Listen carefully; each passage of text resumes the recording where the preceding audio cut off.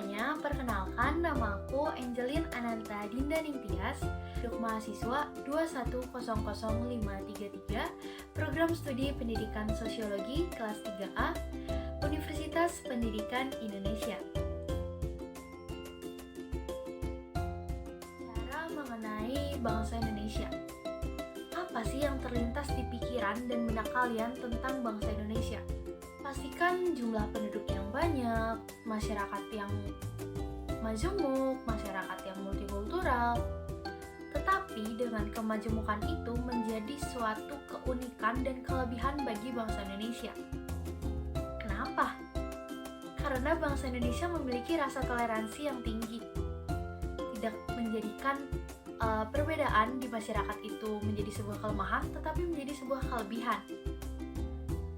Bicara mengenai masyarakat multikultural, kalian tahu gak sih kalau bangsa Indonesia ini terkenal dengan masyarakat multikultural?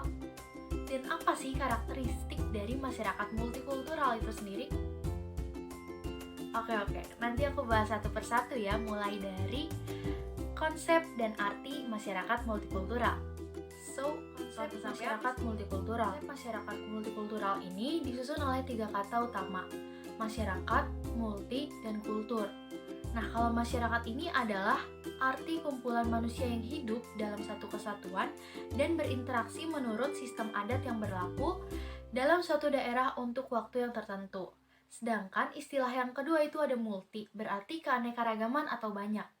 Selanjutnya ada kultural, yang berarti budaya. Multikultural ini adalah suatu masyarakat yang hidup dalam suatu tempat dengan berbagai kebudayaan yang berbeda.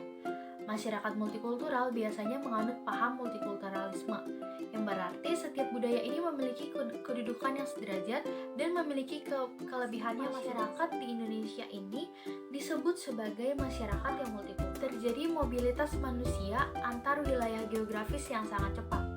Di sini maksudnya wilayah geografis di Indonesia ini sangat strategis. Jadi mobilitas manusia di Indonesia ini tergolong sangat cepat.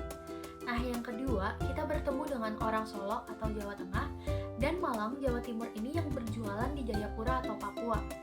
Walaupun lokasinya sangat jauh ya, tetapi orang-orang tersebut mempunyai tujuan untuk berjualan atau berdagang di wilayah yang lokasinya sangat jauh.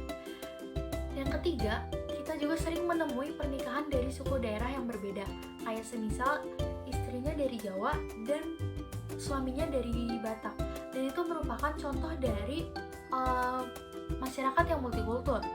Terus yang keempat, ini dalam kehidupan sehari-hari juga kita telah mengalami diferensiasi status dan peranan etnis dan ras di dalam situasi sosial, psikologis, religius, politis, dan lain-lain keberagaman yang ada di Indonesia. Pastikan keberagaman yang ada di Indonesia ini tergolong unik dan ya mengagumkan gitu kan bagi kita. Bangsa Indonesia mempunyai keberagaman tetapi tetap bersatu. Keberagaman yang Indonesia ini yang didasarkan pada karakteristik. Apa aja sih karakteristik Indonesia?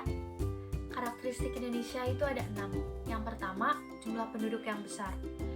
Pastinya di berbagai negara juga udah tahu ya kalau di Indonesia ini memiliki jumlah penduduk yang besar. Yang kedua, wilayah yang luas.